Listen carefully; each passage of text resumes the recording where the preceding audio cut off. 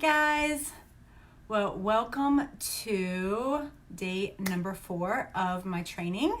I'm really excited about tonight's topic. We're going to be talking about hacking your brain for success, and this is kind of my personal favorite. So I'm excited to talk about this. Really quick, if you've missed the first 3 days and you want to go back and watch that, obviously the videos are on my Facebook page here. You can also go to my website, which is just my name, melissaadrian.com, and there'll be a link there, and I've got all the videos uploaded there, as well as some of the worksheets and things that I've been talking about as I've been going through the videos. So tonight we are going to talk about hacking your brain. Really quick, again, with this training, what I'm trying to do is give you quick, simple, easy to implement tips to help you get started with whatever your goal is, whether it's weight loss or health or whatever. So day 1, we talked about slowing down, paying attention, trying to extend out our meals a bit more. Day 2, we talked about the hunger scale, stop eating at 80% full, or if you're using the hunger scale, about a 4 on the hunger scale, and giving ourselves periods of digestive rest. Yesterday, I talked about what we want to eat in terms of hormones, the insulin levels, the dopamine levels, and kind of reversing this process where things get out of whack and we experience over hunger and over desire and get in this sort of vicious cycle that we don't want to be in. So tonight, we are going to talk a little bit more about the mental and emotional side of it. And again, this is one of my favorite things to talk about because I think as a coach, this is really one of the most powerful things that I can help my clients do.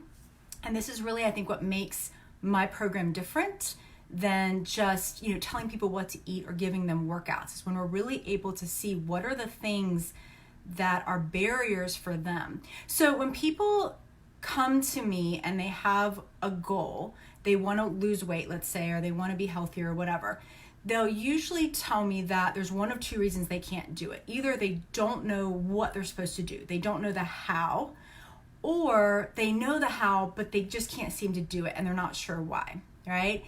And so with that, there's a lot of beliefs that they have about their ability to be able to accomplish their goals. So it might be that they don't have enough time, or that, it's not possible for them to lose weight, or they don't think it's possible. It might be their metabolism is too slow. It might be they're just not sure which diet they're supposed to do, what's right for them. But they have all these beliefs around why they're not able to get to their goal, right? And these beliefs feel very, very, very true. And these beliefs are really just a series of thoughts and thought patterns that they've picked up along the way that, again, that feels true, like deep down inside. And a lot of times what will happen is when I'm working with somebody, we'll go through all the how-to, we'll talk about the strategy, we'll come up with a plan, and then they'll say, okay, here's the thing. I get all of this in theory, but I'm afraid, like deep down, that it's just not possible for me. And I think that's a deep down fear that a lot of us have. If we have a goal, is like, yeah, I see that it's possible in theory, but I just don't know if it's possible for me. And so again, what my goal is to work with people to help them figure out how these thought patterns that they have, these stories that they have, are optional and not always very helpful, right? And if we can look at it a little bit differently, then it can be super, super helpful. So what's interesting is with our brain's main job is to keep us alive. So it wants to repeat thought patterns that are familiar and comfortable and feel true to us, right? It doesn't want to think new thoughts very often because that requires more energy. So I literally think of thoughts, they are energy, they are electrical activity that's happening in our brain, right? And so if we have a thought that we've thought over and over and over, we have a very strong neural pathway for that thought. And even if that thought isn't very good or very helpful or serving us or even painful, right? If it's something that we've believed for a long time, we don't necessarily always want to challenge that thought because it creates something called cognitive dissonance. So when we have a belief and then we're faced with a thought that opposes that, it's uncomfortable for our brain. So it creates this cognitive dissonance. And a lot of times it makes it to where we aren't able to see some of the solutions that are right in front of us because we have this like boulder of this belief system that we have, right? So if somebody's very, very convinced that I can't do this, I don't have the time, they may not see, their brain may not allow them to see certain solutions that are available, or may not allow them to see that actually this wouldn't take any extra time, right? Because they're so convinced that that's true.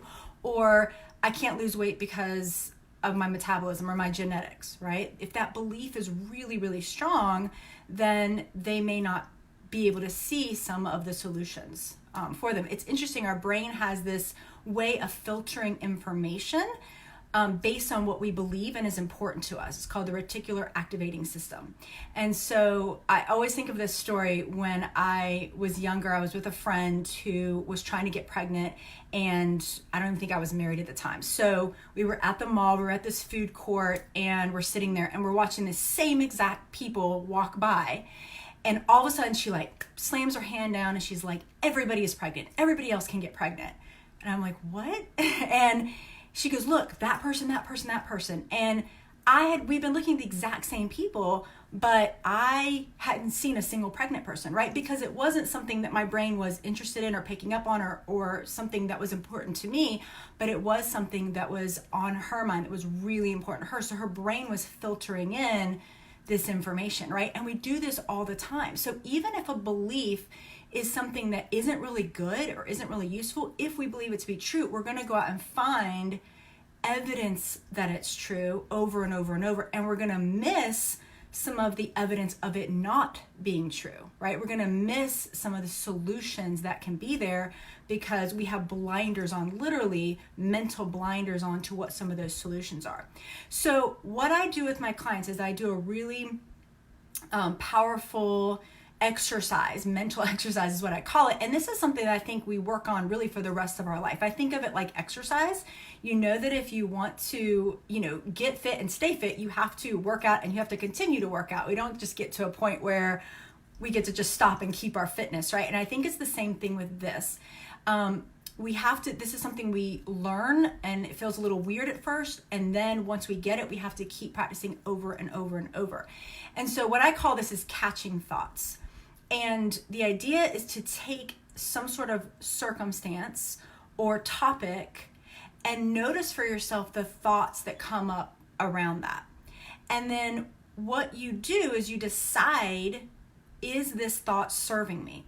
So I always tell my clients, don't get caught up. Don't ask the question, is this thought true? Because your brain will spin out, right? So for example, let's say weight loss. What are the thoughts that come up for you about weight loss, right? And let's just say that your thought is it's hard or it's impossible, okay? Don't try to look for evidence whether that's true or not, because you'll just ping pong back and forth. But just ask yourself, is there an upside? If it's a goal of yours, is there an upside to thinking that it's hard? Is there any way that really helps you? And if not, what we then do is we figure out, can we either change this thought, or can we just throw this thought away? A lot of times I'm like, I want you to visualize taking that thought, crumbling it up and throwing it away. Sometimes we have to do that over and over. But if the thought isn't serving you, then let's really evaluate. Now, again, for some people that thought feels so true and they're like, no, but really it is hard. But the reality is, if I asked 100 people, what are your thoughts on weight loss?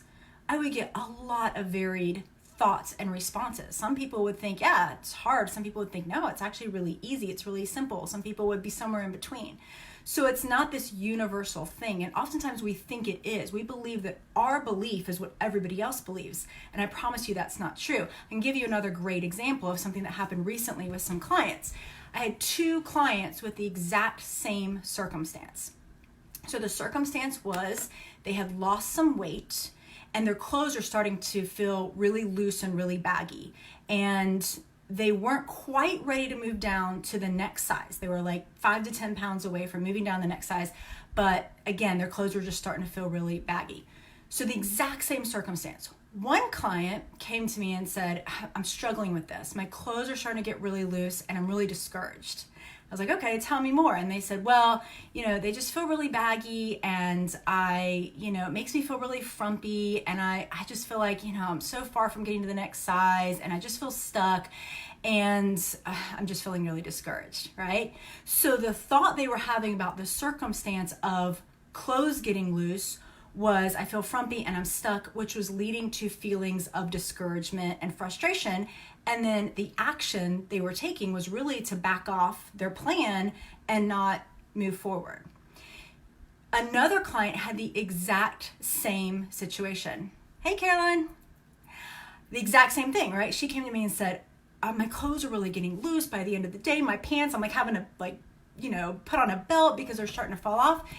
And I'm so excited. This is so amazing. Like, it feels so good that my clothes are loose, and it's signifying to me that I'm on the right track and I'm doing the right thing. And I know I'm so close to moving down to that next size, and I'm looking at those clothes and I'm so close and I'm so excited. I'm so energized. And the actions they were taking was to keep going with the plan and even rev it up a little bit, right? They're like, we're so close to getting there. So it's the exact same circumstance, but the thoughts that they had about the circumstance led to a different emotional response. And then our emotions are what are driving our actions. And our actions are what get us results. If you want to reach some sort of like weight loss or fitness goal, it comes down to just taking consistent action. So if we back that up, what do you need to feel on a consistent basis? Hey, Megan, in order to continue to take that action, right? And so again, oftentimes we think that what we believe about the circumstance is 100% true and true across the board, and that's really not the case, and it may actually be impeding us from being able to take the action. So again, what we do is we catch the thought, we look at the thought, we decide if the thought is serving us or not. And the beautiful thing is you have full permission to not think thoughts and not believe things that don't help you. You can think anything you want. So if your goal is weight loss, what do you want to think? For me, I would want to think this could be fun. This could be easy. I have enough time to do this. I can figure this out. Those would be thoughts that would lead to feelings of excitement and motivation versus things like, this is so hard. This is going to be terrible. I'm never going to have any fun, or whatever else, right? So I actually have a worksheet where I give certain topics for people to just kind of notice what comes up. Now, this is something that, I would give yourself some time to allow those thoughts to come up, right? So for example, if we take the circumstance of your body, you just think about your body for a second. What are the automatic thoughts that come up? Are they good thoughts? Are they thoughts that create good emotion? So keep in mind, a thought is just electrical activity in our brain, and that energy moves into our body and it creates a feeling, which is really just a vibration. So thoughts are very powerful. Thoughts translate into this physical response in our body. And then again, what we're feeling is going to drive action or drive inaction, right? So now, part of the human experience is we're going to experience good emotions and bad emotions. We're not supposed to be happy all the time or feel motivated all the time. And to think that that's what it's going to be is somewhat unrealistic. But if the driving feeling is negative or bad, the chances of being able to stick with some sort of program is going to be a lot harder than if the driving emotion is something that's positive and feels good, right? And so again, what most of us think is that we just feel what we feel based on the circumstance versus realize how much power we actually have to change what we're feeling by just observing what we're feeling. So, or observing what we're thinking and changing our thoughts. So if we go back to our body and you think about your body, what are the thoughts that come up? Are they thoughts that create and generate positive emotion or negative emotion? And then when you identify those thoughts, are those thoughts that you want to continue to think? Are those thoughts that you would want to think about somebody else that you love? Are those thoughts you would think about your daughter, right? And then if not, what we do, the work then becomes to catch those thoughts and to not allow them and to start to think thoughts that are going to create more of positive emotion. And if you can't get to a really positive place, coming up with bridging thoughts, right? So if your thought about your body, I'm going to be kind of extreme here, but if the thought about your body is I hate my body, right, which is not a good, helpful thought, but you can't get to a place of I love my body, moving to a more neutral space of I have a body. My body allows me to move around. My body allows me to walk and get places and kind of moving there. But you have to be really disciplined about it. If you want to get more specific, if you think about a specific part of your body, if you think about your leg or your thigh, like what comes up, right? It's just a leg, but what do you think? Oh my goodness, it's too big, or it's whatever, right? There's cellulite or something like that, and you have negative thoughts about it. Again, those thoughts may not be serving you. They may not be helpful. So we go through this with everything. Like, what are your thoughts on healthy eating? What are your thoughts on exercise? What are your thoughts on weight loss? What are your thoughts on your current weight? Because if your thoughts on your current weight are really negative, it actually doesn't serve you. So it's okay to completely love yourself where you're at and also want to make some changes. You can do both. Sometimes clients will say, I'm not sure if I should lose weight or love myself. And I'm like, both, right? You can absolutely do both. And any good weight loss program should be rooted in self-love and self-compassion. So catching thoughts is one of the most powerful things you can do.